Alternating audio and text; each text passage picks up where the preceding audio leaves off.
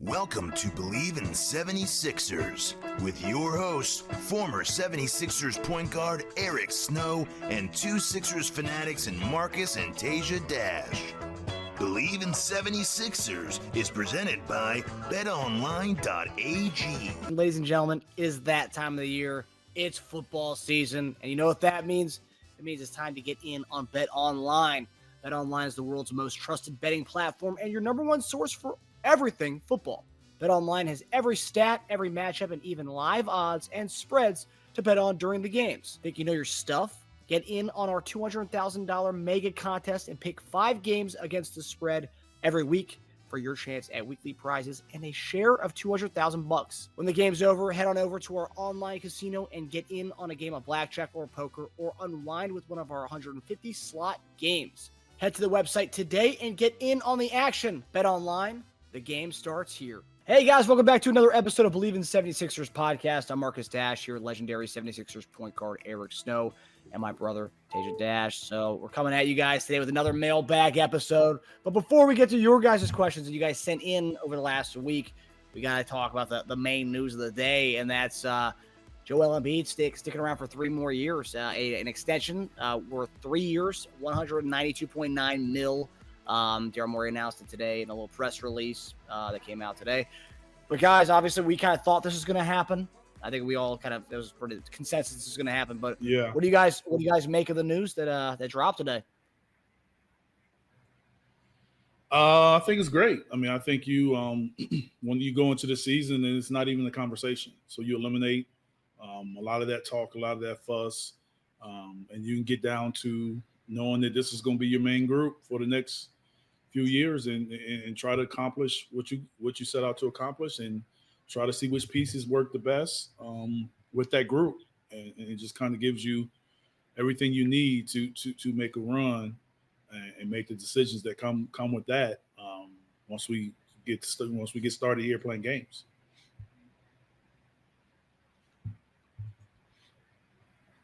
Tage, your thoughts?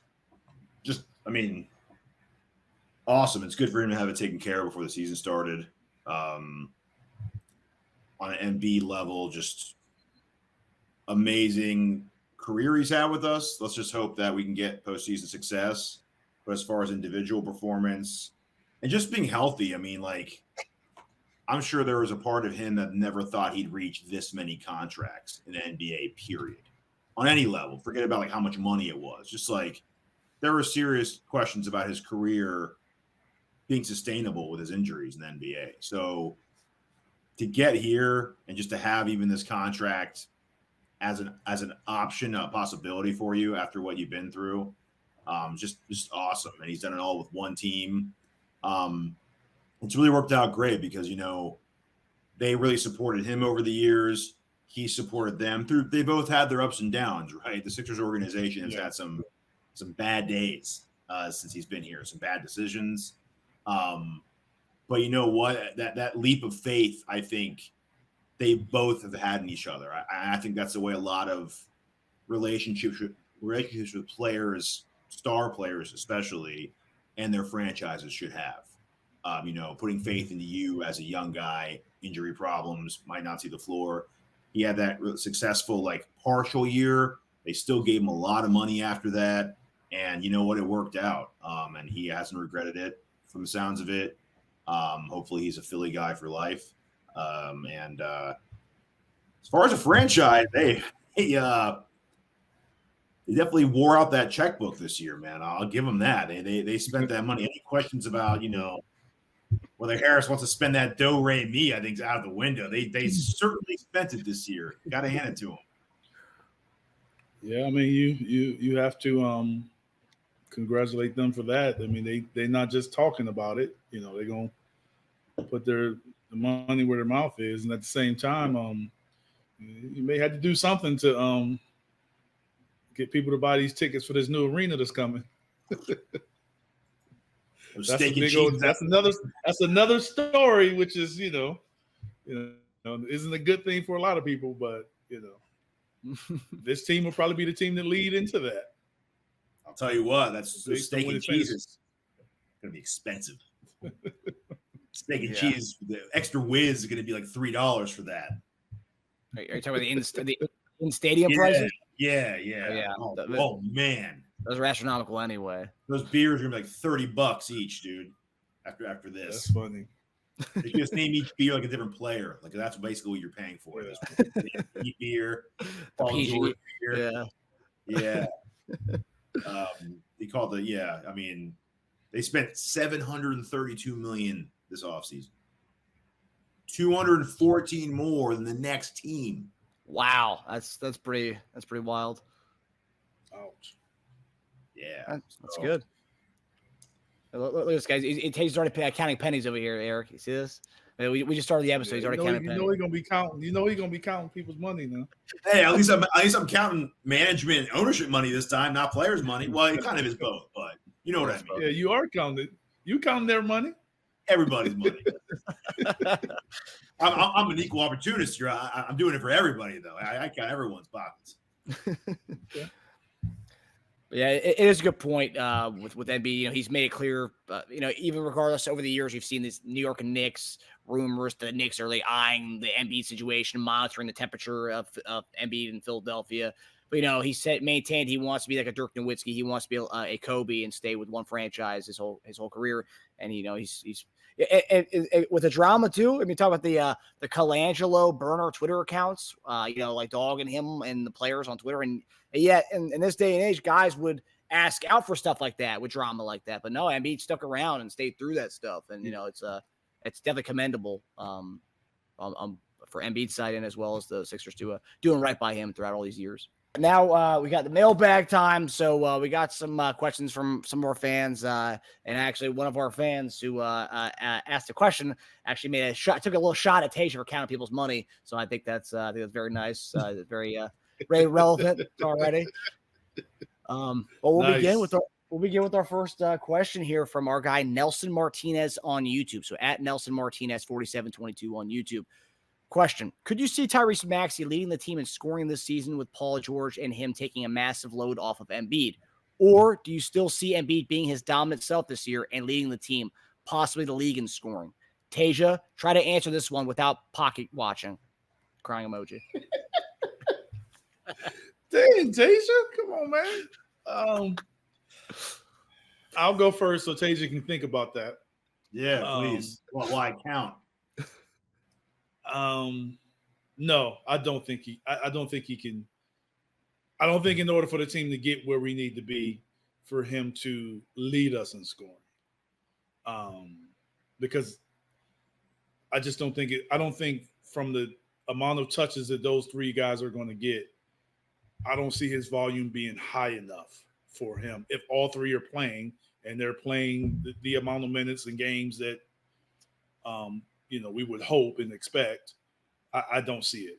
I think that they're going to go through Joel, and they're going to make sure that Paul gets his shots and touches. I don't think this is going to be Paul is just regulated to the number 3 guy. I think, especially early on, it wouldn't surprise me if he's probably the second leading scorer. But I just don't see them. I just don't see the opportunities that Maxey will. I don't see him getting enough opportunities to lead them in scoring. There will be some games when he lead them in scoring, but I think from an average standpoint, I don't expect it this season. Maybe a season or two from now, yes, but not this season.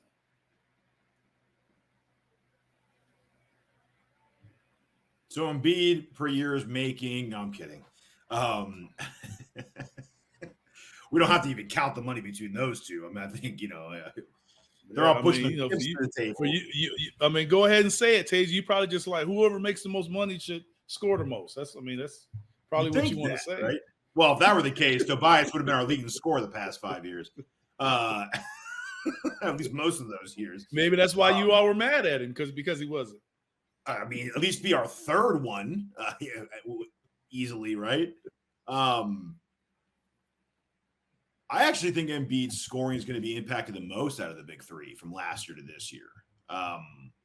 If you're comparing just those two stats, I think his usage will come down a bit. I think his attempts will come down a bit. I think his minutes will come down. I think he should be a little more efficient, even though I mean, like he's incredibly efficient already. So there's not much to go over that. But I think hopefully it'll allow him to have more energy defensively, and I expect his rebounds to have an uptick because we are a smaller team. So he's going to need to crash. You talking about Joel? You talking about Joel's going all this stuff going down? Okay. Yeah. I think it'll also help him be healthier too by year's end as we enter the playoffs. I think Joel will be our leading scorer. I think it's going to be very close with Maxey, though. I think it'll be within like a point or two. I kind of compare this to, because this question was interesting, dominant self. You could be dominant, not be. Shaq wasn't always a leading scorer for the Lakers, but while him and Kobe played together, he was the most dominant player on that team. He was unstoppable for them. So you can be dominant and be unstoppable, but not be the leading scorer on your team. Kobe led the lead scoring twice on the Lakers when they played with Shaq. So by like one of them was like by 4 points or so. So you comparing Maxey to Kobe? No. I'm saying you can be a dominant player and not be your team's leading scorer is what I'm saying.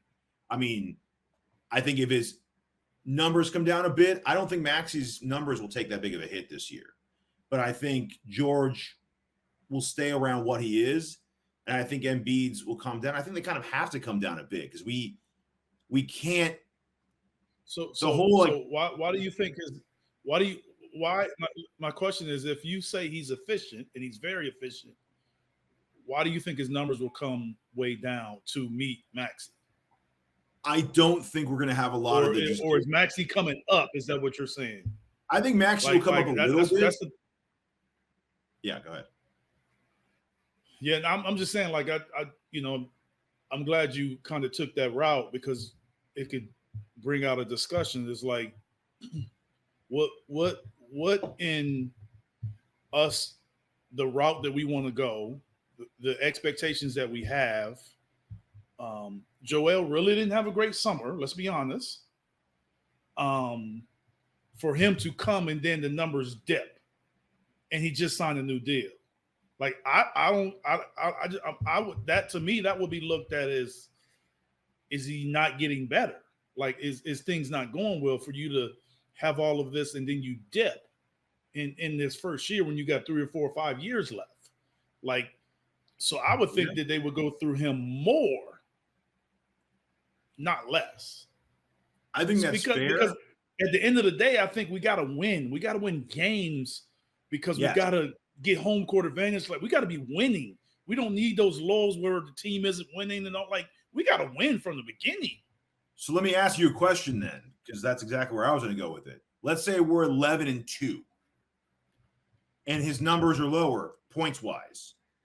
Do we still have that conversation about him dipping and all that stuff? I think at the end of the day, Joel is going to play to. He's going to do enough or have to do enough to be in the MVP conversation. Now, I don't get into numbers like you as far as how many points and up and high, like high and low. Like I don't really get into that. All I know is he's going to be in the conversation for MVP. And that's going to take a lot. That's going to take scoring, rebounding, defense, team to be good defensively, team to be good offensively, team to be winning. A lot of that has to come well with the MVP conversation. I just don't see him taking that big of a dip for Maxey to come close enough to be the leading scorer, especially with the addition of Paul.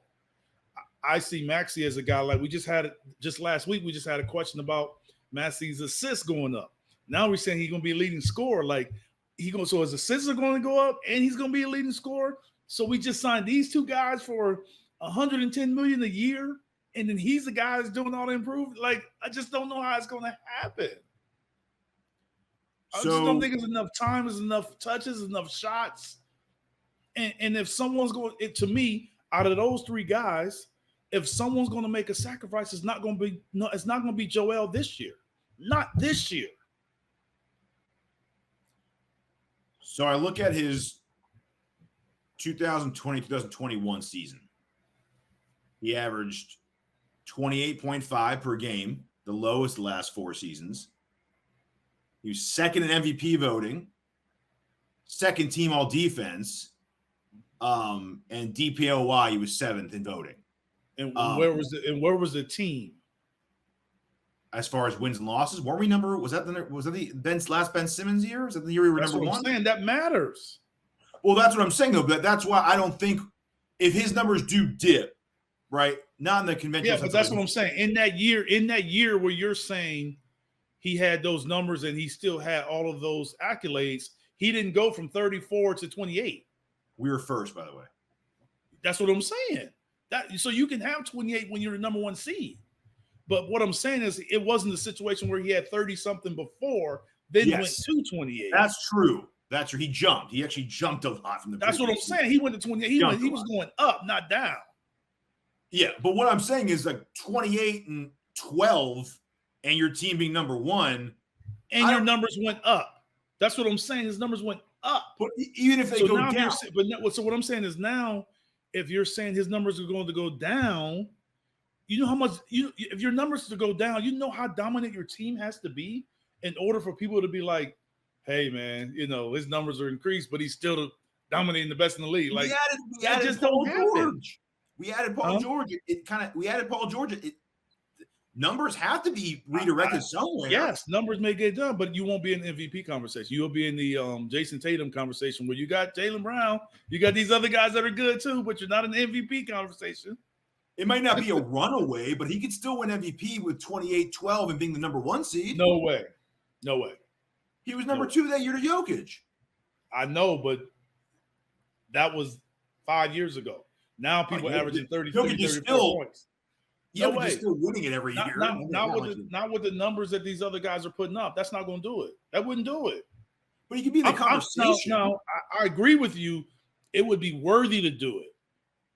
I'm saying from obviously from the voting perspective, I don't see it. Like you got to be the number 1 seed. We would have to run away with the East like Boston did last year in order for his numbers to drop and still win MVP. Now, if we run away with the East like Boston did, I can see his numbers being anywhere around there and win an MVP. So there's 2 different conversations here though, because we've said 2 different things. Numbers come down and number 1 or 2 seed, cause for concern or MVP candidate? Because those are 2 different things. Like, what I'm saying that we're so I'm saying from the perspective of his numbers. I never said his numbers were coming down. That was I know. You said his numbers coming down. Yes, I'm answering the question. I mean, I'm making the statement based on you saying his numbers can come down and Maxey being close to him and him still kind of getting the same accolades as before. And I'm saying I don't know how he can do that. I'm saying that. I think especially with it, I don't know how you can say he's so dominant if his numbers is dropping that much, because the difference between him and Maxey, the gap is too big for them to come close. If they come halfway, he's dropping 4 or 5 points or 6 points a game. 35 a game's like Wilt status. That's not even like that's crazy. That's my point. But that's like people say that's Wilt status, but 7-8 points dropping is what status? You ain't winning no MVP status. But I wouldn't be. You can't drop 7 or 8 points and win MVP. So all I'm saying is he can still be dominant. But if Maxey's that close to him in scoring, that's a real pullback on Joel. His minutes, his touches. I think that's a real pullback on the team. I'd say 28 and a half, 29. And to me, about 27 for Maxey. That's my estimate right there. I mean, so we're just gonna have 3 guys doing all the scoring. I mean, okay, is that not what's gonna happen anyway? I mean, that's gonna happen, right? No, I mean, you can have 2 other guys scoring around 10, 11, 12 points. I think we should. I mean, I think Caleb Martin should be right around there. But now you're saying we're scoring 120 points a game. I mean, so, well, then who's taking the dip then? Well, someone's taking a dip. My point is, that's my point where I'm saying I don't see how Maxey can score that many points. That's why I'm saying that. 27, but you think it'll come down from his current average a lot? 25. What he averaged 25 this year? Yeah, I can't see him averaging. I can't see them being that close in scoring unless Joel takes a huge drop. But I think what takes a huge drop. What Joel learned in the Olympics, what slowed down that team at certain times was Joel doing his for 15 seconds of a shot clock. You can't do that with the team we have right now. I don't think that taught him that lesson because that's a different brand of basketball. We're closer to that brand than our previous brand. It's a smaller court, different rules. It's a different kind of basketball. That I don't think that taught him that based on that because it's not the same. You play NBA rules in the Olympics, they would blow them guys out every time. But those rules are different. Like I said, it's a smaller court on purpose. It makes it harder for us to dominate. Yeah. I just think as far as having a way more balanced roster, the best roster he's had in his career, I think he's going to have a lot less I do everything for 18 seconds of the shot clock type stuff. And that's what led to him 35 points a game, a lot of them. But I think he can't do all that this year, especially for us to be a better team, a better offensive team. For him not to have the less, I just think a lot of that has to come down a bit. Usage for Joel has to come down a bit. What's your prediction on his? Okay, so we'll do our prediction show. Just give us a little preview. What do you think? 1 to 2 point range of what you think Joel is going to average points per game this year? Well, I'm not going to give a prediction, but I'll give this prediction, though. I'm not going to give an exact point prediction, but I'll give the prediction that I will be highly surprised if he doesn't score 30 points a game.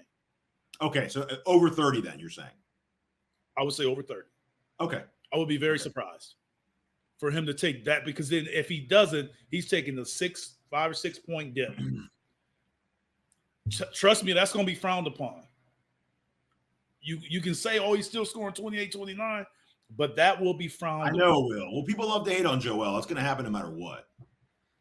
Even if he scores 30, even if he scores 34 a game, they're going to say he's ball hogging with Paul George on his team. I can't see him going under 30.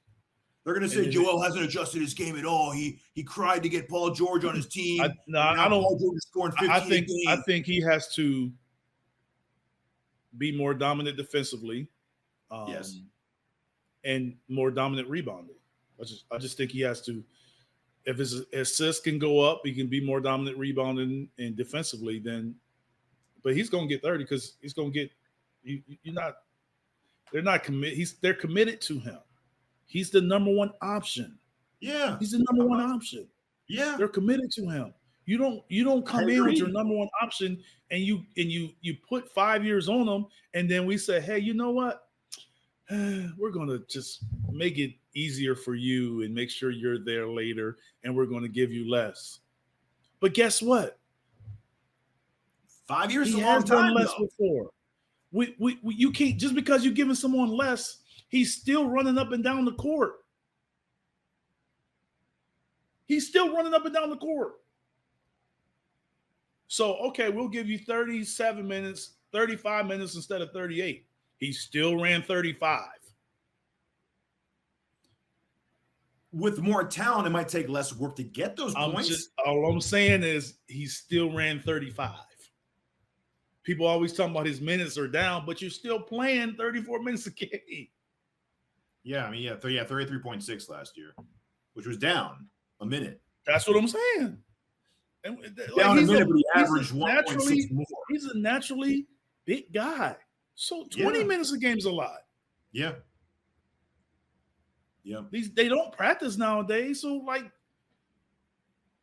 don't know how you can. The only way you can decrease it is the load management. You only play a certain amount of games. So that year I talked about earlier, the 2021 season, where he was second in MVP and second team all defense. 31 minutes a game that season. So we probably had a lot of blowouts too. I guarantee you. Yeah, because we're the number one team that Yeah. year, so we probably had a lot of blowouts. That's what I'm telling you. You had a lot of blowouts, but we actually had a lot of blowouts. Remember last year at some point, we're like, man, remember he was sitting like fourth quarters of games sometimes. So like that's probably why his minute was down a minute from the previous year. It's not because he played generally less. It was because like we were just killing teams. Gotta do it too. But yeah, no, I totally agree with you. I'm not saying it'll come without complaint. But Joel is the kind of guy, man, like he's going to get complaints somewhere. If he's killing it and Paul George is scoring less, everyone's going to blame Joel not adjusting his game for a new team to play team ball. If he's scoring less, it's going to be because he's, his prime's over and his window is closing. So either way, man. So are you saying that Max will or will not lead the team in scoring? Yeah. Are you saying that Maxey will or will not? Oh, Maxey. No. That was the question they asked. I answered. Yeah. No, I said Embiid would, but closer than a lot closer than this season. It'll be within one or 2 points. My prediction. So just curious if you think they're going to be. Joel's going to go. So Joel's going to be under 30, or Maxey's going to be close to 30. I think it'll be like 29, 27. And what do you have Paul George averaging? Around the 20 mark. There you have it. Okay. All right. So that's a lot of points, man. It's a lot of points, yeah. So what do you have Caleb Martin and Oubre averaging? Hold on though. Like I mean, what do you have? It's a lot of points, but I mean, that's what we wanted to have last year. Tobias Harris couldn't get up to that point. Like what was he like 14 points last year? 15? Yeah. 13? What was Tobias last year? It was. Why couldn't Tobias get up to that? Wow. He was 17 last year. 17. Okay, that's pretty close then. So if you bring Joel down, but you said it's a lot of points, right? I think the total that I said a minute ago with 27, 29, 20, what is that? 20, that's 76 points, right? Last year was what? Joel 34, Maxey 25, 34, 25, so 59, and then plus 17, 76.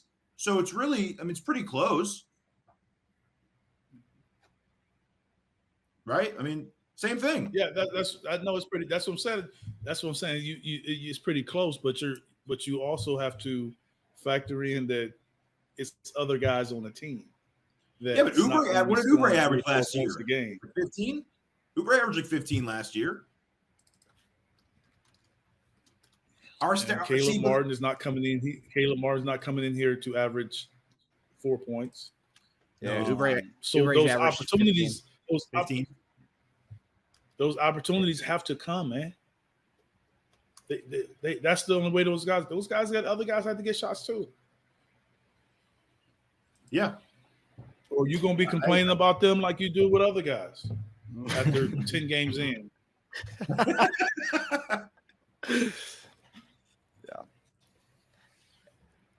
All right, so we're gonna go to our next question here. That was a great question by our friend Nelson.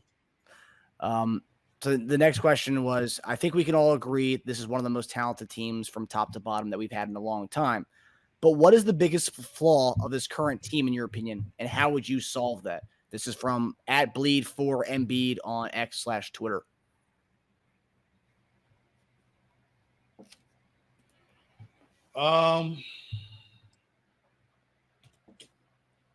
If I had to, without really kind of really thinking about it, I mean, really having time to think about it, I would say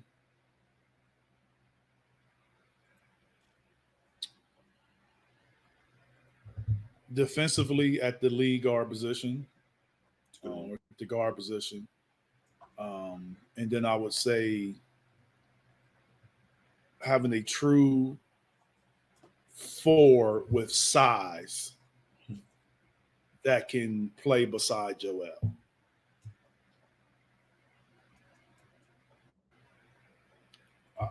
I think outside of that, we can find someone to fit a specific role. Outside of that,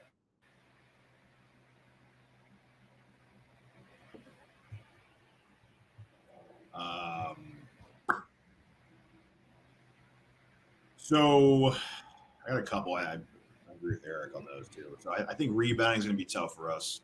I alluded to that before, right? So having Embiid spend less energy trying to create offense himself, hopefully should allow him to have more defensive energy and more time to crash the boards. I also think Drummond off the bench will help because a lot of times we put Paul Reed in there. You know, he had a lot of energy and versatility, but he got beat on the boards by bigger teams a lot. So that'll be nice to have him off the bench helping out. I think to agree with Eric, I think guarding traditional lineups or traditional fours is going to be interesting. I think that's going to be a problem because we are a smaller team. And then I think smaller guards, smaller, like uber talented lead guards. I think we're going to have to figure that out too. Is Caleb going to guard him? And if he does, who's Maxey going to guard on the floor on that same team? So some lineups are going to give us real trouble. It's going to be interesting to see what happens throughout the year. They got to figure this out. But that's what I'm looking at to start is traditional fours and like dominant lead guards and how we're going to handle that.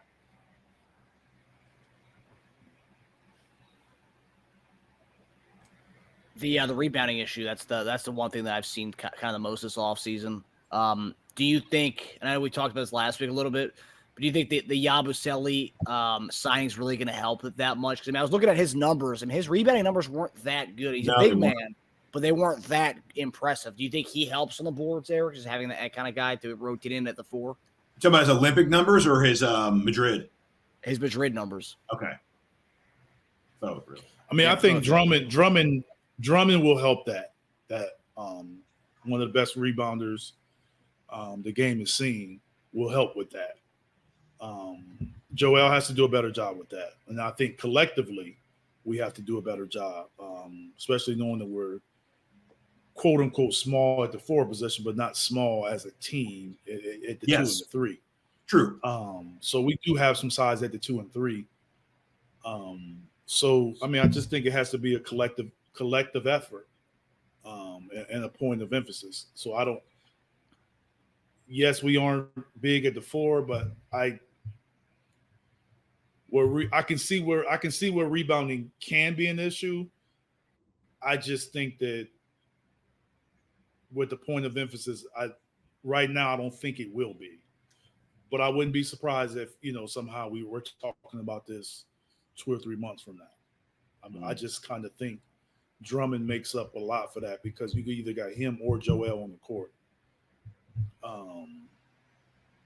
And I think collectively having some guys with size at the 2 and 3, it's not like we're playing Maxey and then a guy smaller than him.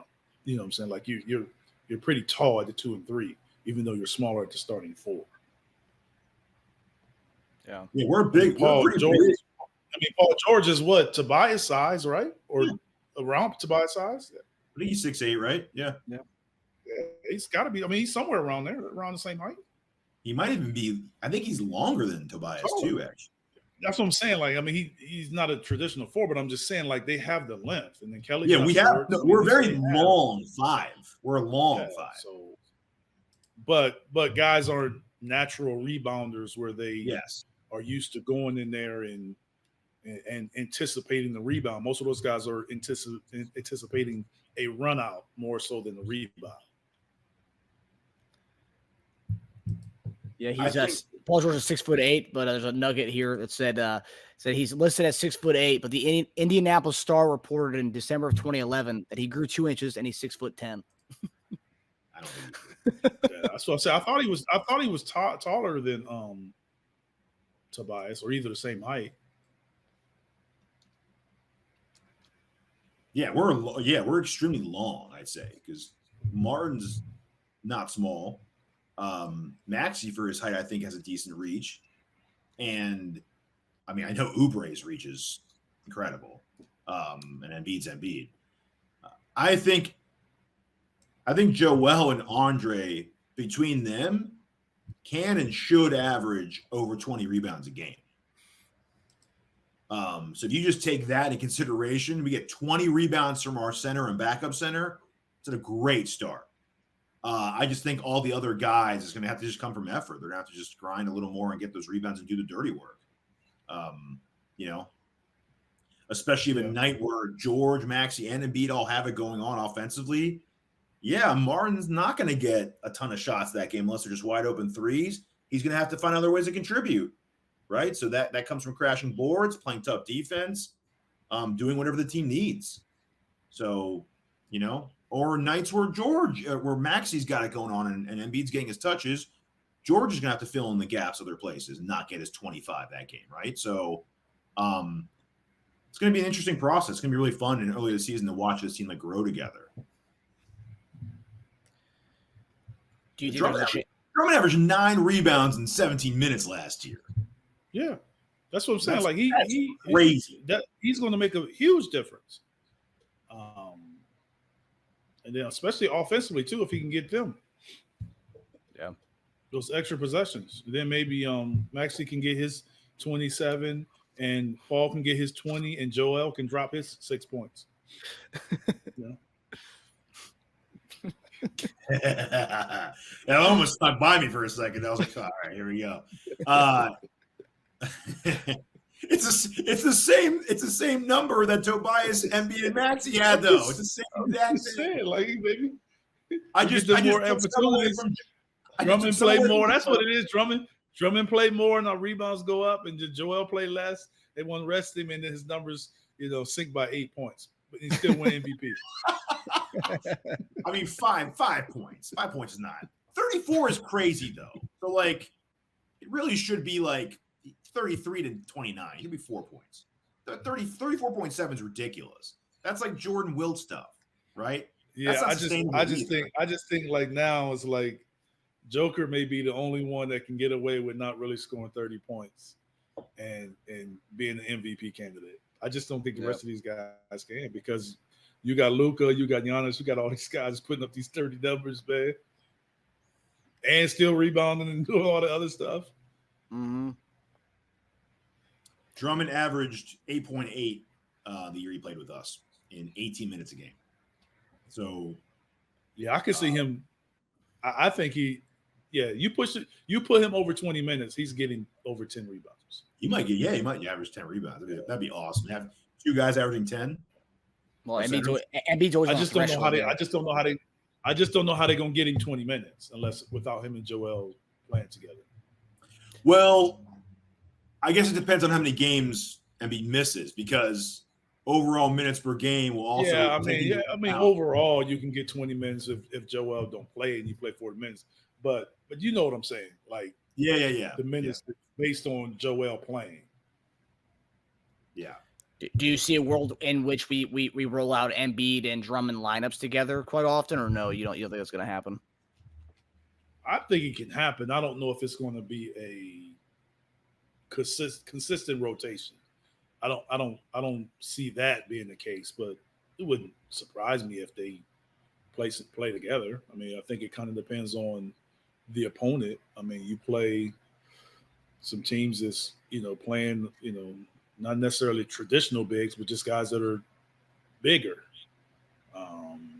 So you can put him out there and he can guard Wemby, and maybe Joel guard someone else instead of Joel guarding Wemby. Yeah. So you can change it up.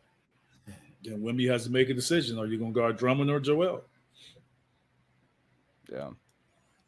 I'm looking at his game log, and man, I mean, he had one where he played in the game. He had 19 minutes. He had 17 rebounds.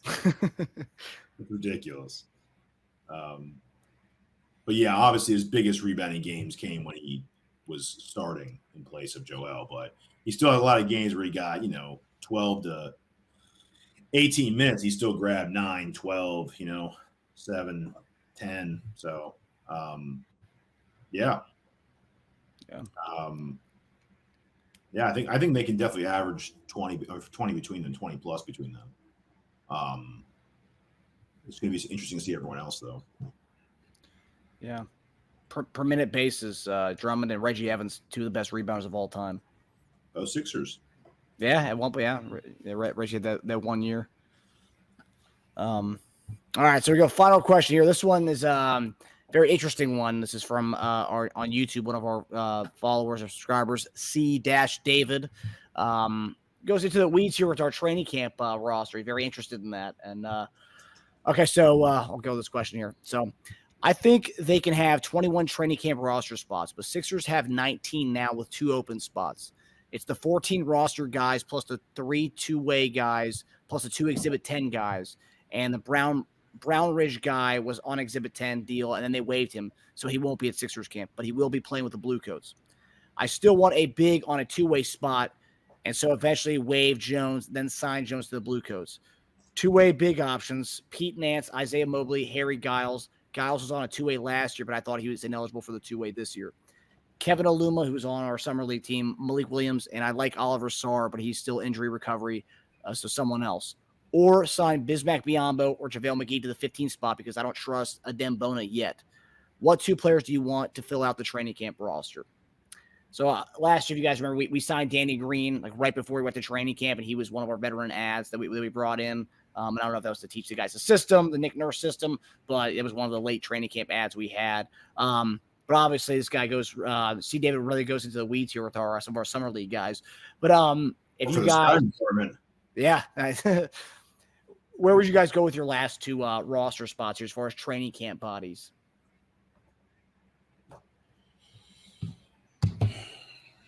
Well, training camp is always tough because it's not always based on need per se.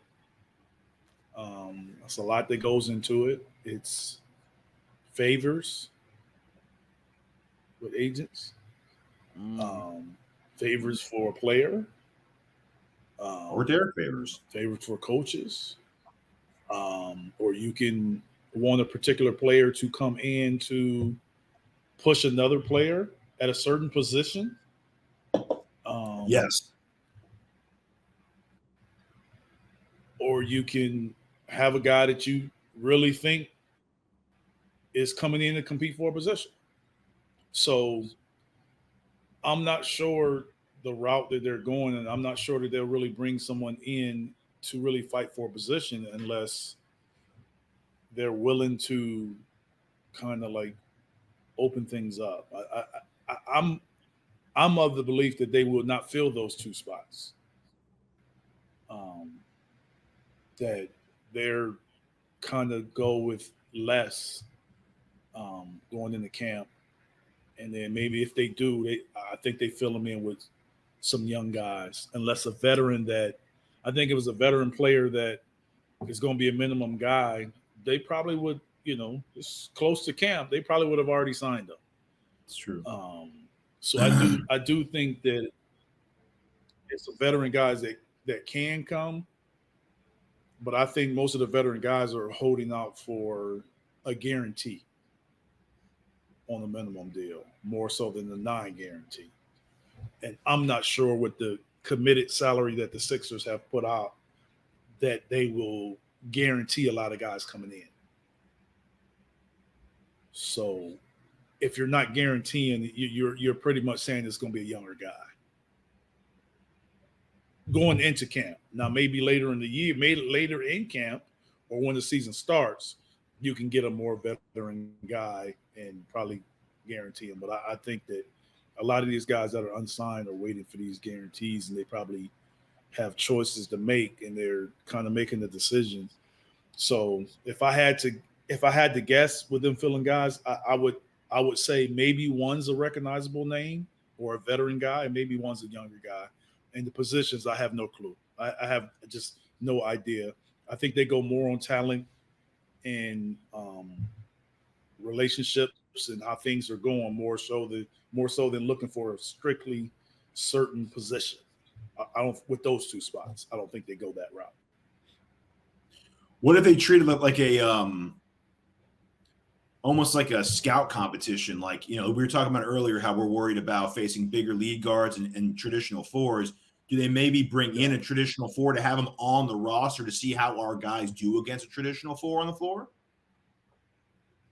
That's what I'm saying. Like I think that the door is open as far as what you can do. So that's why I'm saying I don't think it's like a specific need that the team may address more so than other intangibles. I just think that those spots are relationship driven. Like I know they are. So that's going to be the situation. Is it going to be a relationship driven where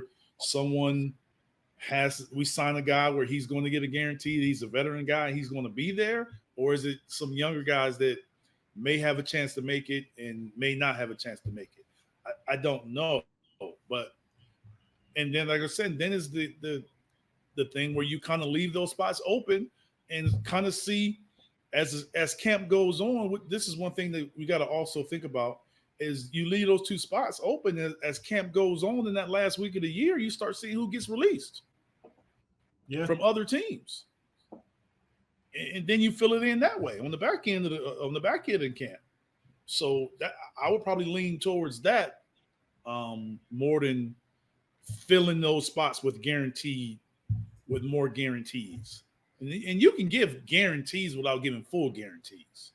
You know what I'm saying? Like you give people a certain amount of money to come to camp. Yeah. And guarantee that, but you're not necessarily guaranteeing the full salary. Yeah. So I think it's going to be a situation where the camps can be a little different and they'll change and that back end of the roster could change, by the end of camp going into the season.